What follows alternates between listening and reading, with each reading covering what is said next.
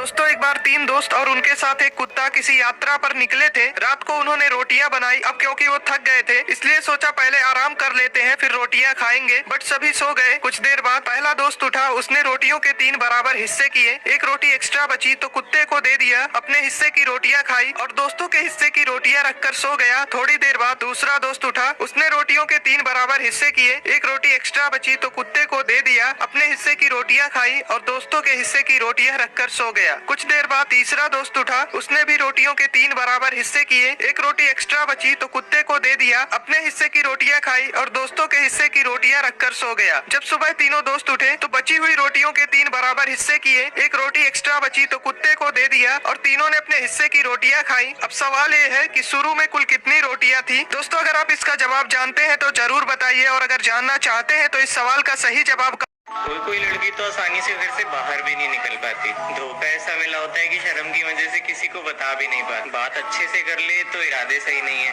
बात ना करे तो एटीट्यूड से भरी हुई है। पैसों पे सिर्फ लड़कियां नहीं मरती, तुम भी मरते हो। हमेशा लड़कियां ही धोखा नहीं देती, खामखा ही बदनाम करते हो।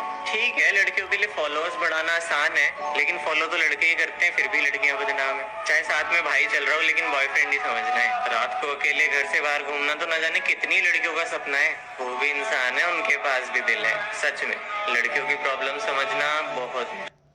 पिता अपने बेटे के साथ एक बगीचे में बैठे थे। पिता ने एक कौवा देखा तो उन्होंने अपने बेटे से पूछा, यह क्या है? बेटे ने कहा, यह एक कौवा है। कुछ मिनट बाद पिता ने फिर पूछा, यह क्या है? बेटे ने कहा, डैड अभी अभी तो मैंने बताया है कि यह एक कौवा है। कुछ मिनट बाद पिता ने तीसरी बार पूछा, यह क्या है? बेटे ने कहा, डैड आप तो परेशान कर देते हैं, बताया तो यह एक कौवा है। कुछ समय पश्चात पिता ने चौथी बार अपने बेटे से पूछा, यह क्या है? इस बार बेटा गुस्से में चिल्लाया, क्या आप पागल हैं? मैं आपको कई बार बता चुका हूँ कि यह एक कौवा है, यह एक कौवा है, फिर भी आप एक ही सवाल बार बार पूछ रहे हैं। इस पर पिता बोले, बेटा तुमने सिर्फ 4 बार उत्तर दिए और तुम्हें जलन होने लगी। जब तुम 3 साल के थे और मेरे साथ इसी बगीचे में खेलने आए थे तो तुमने मुझसे 24 बार पूछा था यह क्या है, और मैंने 24 बार जवाब दिया था कि यह एक कौवा है, लेकिन फिर भी मैं बहुत खुश था।